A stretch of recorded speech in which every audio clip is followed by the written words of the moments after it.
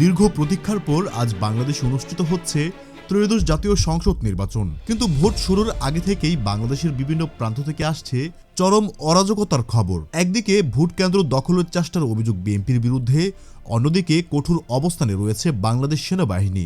রাতভর ধরে চলছে ধাওয়া পাল্টা ধাওয়া, লাঠিচার্জ এবং গণগ্রেফতার। সবচেয়ে ভয়ঙ্কর খবরটি হলো ছাত্র আন্দোলনের অন্যতম সমন্বয়ক হাসনাত আব্দুল্লাহকে হত্যার এক নীল নকশা ফাঁস হয়েছে। অন্যদিকে কুষ্টিয়ায় জনপ্রিয় ইসলামিক বক্তা এবং প্রার্থী মুফতি আমির হামজাকে তার নিজের কেন্দ্রে ঢুকতে বাধা দেওয়ার অভিযোগ উঠেছে বিএনপির নেতাকর্মীদের বিরুদ্ধে। জামাতে ইসলামীর নেতাকর্মীদের উপর প্রকাশ্যে হত্যার হুমকি এবং বিএনপির কেন্দ্র দখলের মহা উৎসব, সব মিলিয়ে আজকের ভোটের মাঠ যেন এক রণক্ষেত্র। আজকের ভিডিওতে আমরা জানাবো গত রাত থেকে এখন পর্যন্ত ঘটে যাওয়া প্রতিটি লোমহর্ষক ঘটনার বিস্তারিত, সেনাবাহিনী ঠিক কতটা কঠোর অবস্থানে আছে। মূল আলোচনায় যাওয়ার আগে আপনাদের কাছে আমাদের একটি ছোট্ট প্রশ্ন। আপনার এলাকায় বর্তমান ভোটের পরিস্থিতি কেমন? আপনি কি নির্বিঘ্নে ভোট দিতে পেরেছেন? আপনার দৃষ্টিতে কার নির্বাচিত হওয়া উচিত, বিএনপি নাকি জামাত ইসলামী? আপনার সুচিন্তিত মতামত কমেন্ট করে জানান, যাতে দেশবাসী সঠিক সিদ্ধান্ত নিতে পারে। সাদা কাগজটা ধরেন না ভাই, সাদা কাগজ আপনি কি করছেন দেখি একটু। সাদা কাগজটা মুড়ির একটু কালি লাগছে, কি লাগছে দেখাচ্ছে আপনাকে, আমি তো দেখলাম। উনি তো এখনো ভোট দেন। এটা কি করছে? এটা তো আপনি সাদাটা ধরেন, আপনি সাদাটা ধরেন না ভাই প্লিজ, আপনি সাদাটা ধরেন। আপনি সাদাটা ধরেন, আপনি এই কেন্দ্রের মধ্যে এভাবে তো করার কোনো সুযোগ নেই। এই যে এখানে কালি লাগে গেছে, হঠাৎ করে লেগে গেছে। ভোটের আগের রাত অর্থাৎ গতকাল রাত থেকেই দেশের বিভিন্ন আসনে এক অস্থিতিশীল পরিস্থিতি লক্ষ্য করা গেছে। প্রাপ্ত খবর অনুযায়ী দেশের একাধিক গুরুত্বপূর্ণ আসনে বিএনপির নেতাকর্মীরা রাতারাতি কেন্দ্র দখলের চেষ্টা চালায়। বিশেষ করে উত্তরবঙ্গ এবং দক্ষিণাঞ্চলের বেশ কিছু ঝুঁকিপূর্ণ কেন্দ্রে তারা ব্যালট পেপারে আগাম সিল মারার পরিকল্পনা করেছে বলে অভিযোগ উঠেছে। কিন্তু এবার দৃশ্যপট ভিন্ন। বাংলাদেশ সেনাবাহিনী এবার আর ছাড় দিচ্ছে না। গোয়েন্দা তথ্যের ভিত্তিতে সেনাবাহিনী এবং বিজেপি যৌথ অভিযান চালায়। রাত ৩টার দিকে বেশ কিছু কেন্দ্রে বিএনপির নেতাকর্মীরা জড়ো হলে সেনাবাহিনী সেখানে লাঠিচার্জ করে এবং তাদের ছত্রভঙ্গ করে দেয়। প্রত্যক্ষদর্শীরা জানিয়েছেন, যারা কেন্দ্র দখলের সরঞ্জাম নিয়ে এসেছে তাদেরকে গণধুলাই দিয়ে পুলিশের হাতে তুলে দেওয়া হয়েছে। আন্তঃবাহিনী গণসংযোগ দপ্তরের তথ্য মতে, নির্বাচনকে সুষ্ঠু রাখতে গত কয়েকদিন ধরে সেনাবাহিনী ও যৌথ বাহিনী প্রায় ১,৭৭৪ জনকে গ্রেফতার করেছে।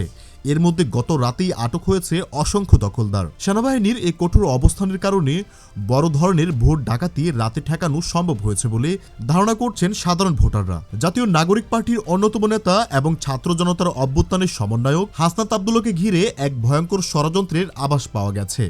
গতকাল সার্জিস আলমের গাড়িবহরে হামলার ঘটনার রেশ কাটতে না কাটতেই জানা গেছে, হাসনাত আব্দুল্লাহকে রাজনৈতিকভাবে এবং শারীরিকভাবে সরিয়ে দেওয়ার একটি ব্লু প্রিন্ট বা নীল নকশা বাস্তবায়নে মাঠে নেমেছে একটি বিশেষ মহল। অভিযোগের তীর সরাসরি স্থানীয় বিএনপি এবং তাদের সহযোগী অঙ্গ সংগঠনের দিকে। হাসনাত আব্দুল্লাহ সম্প্রতি গণমাধ্যমকে বলেছেন, ফ্যাসিবাদ বিদায় করেছি, নতুন কোনো ফ্যাসিবাদ কায়েম করার জন্য নয়।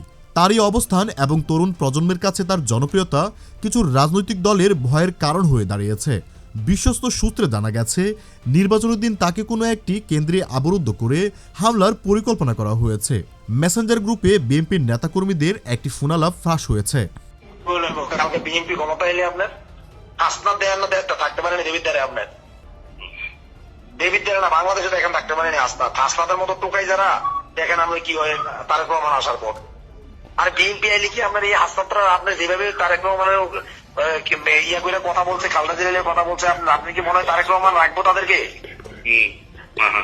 আপনার হাইকমান্ড থেকে নির্দেশ যে তাকে বের করার জন্য বিএনপির, ঠিক আছে।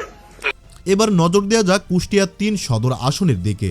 সেখানে জামাত ইসলামী প্রার্থী এবং দেশবরেণ্য ইসলামী আলোচক মুফতি আমির হামজা শুরু থেকেই বাধার সম্মুখীন হচ্ছেন। অভিযোগ উঠেছে, আজ সকালে ভোট গ্রহণ শুরু হওয়ার পর থেকেই তিনি তার নির্বাচনী এলাকার কেন্দ্রে পরিদর্শনে যাচ্ছিলেন।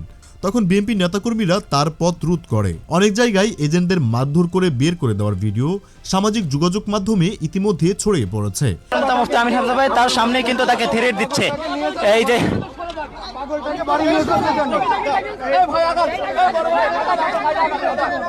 ওরা থ্রেট দিচ্ছে, নমিনিকে থ্রেট দিচ্ছে, দেখেন।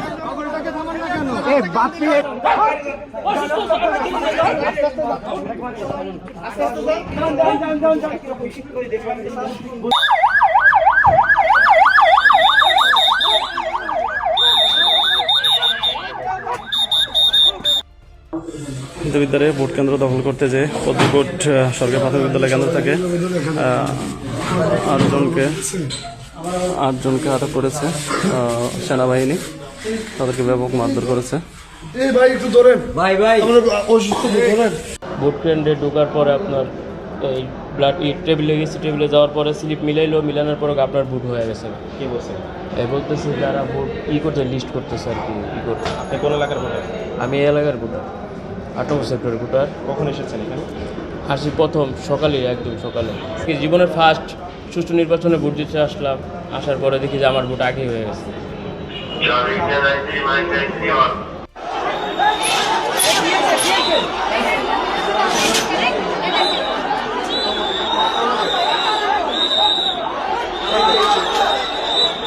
আমার প্রতিপক্ষ প্রার্থীর ইউনিয়ন হচ্ছে বড়ইয়া ইউনিয়ন। সেই বড়ইয়া ইউনিয়নের 57 নং সরকারি প্রাথমিক বিদ্যালয়ের এজেন্ট কক্ষ থেকে বাংলাদেশ জামাত ইসলামীর এজেন্ট এবং ইসলামী আন্দোলনের এজেন্ট তাদেরকে বের করে দিয়েছে বিএনপির সন্ত্রাসীরা। দ্রুত লাইভটি শেয়ার করে প্রশাসনকে জানিয়ে দিতে সাহায্য করুন। বিএনপির সন্ত্রাসীরা ঝালকাঠি 1 আসনের রাজাপুর কাঠালিয়া নিয়ে যে সেই বড়ইয়া ইউনিয়নের ভোট সেন্টার থেকে আমাদের এজেন্ট বের করে দিয়েছে এই সন্ত্রাসীরা। আপনারা দ্রুত লাইভটি শেয়ার করে দিন।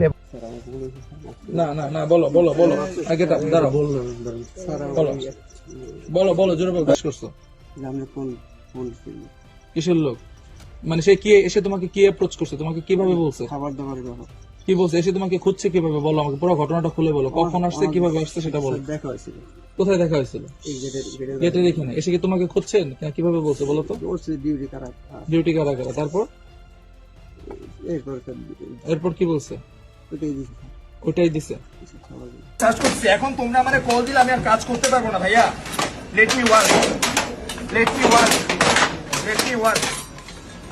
ক্লোজ করো, সব ক্লোজ করো।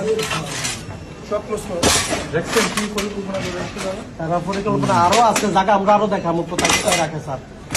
এই যে দেন আমাদের এনে ঘুষি মারছে, সব মুখ খুলে দিছে, এই এনে ঘুষি মারছে। হঠাৎ হয়েছে এজেন্ট দিব না, তাহলে নির্বাচন দিল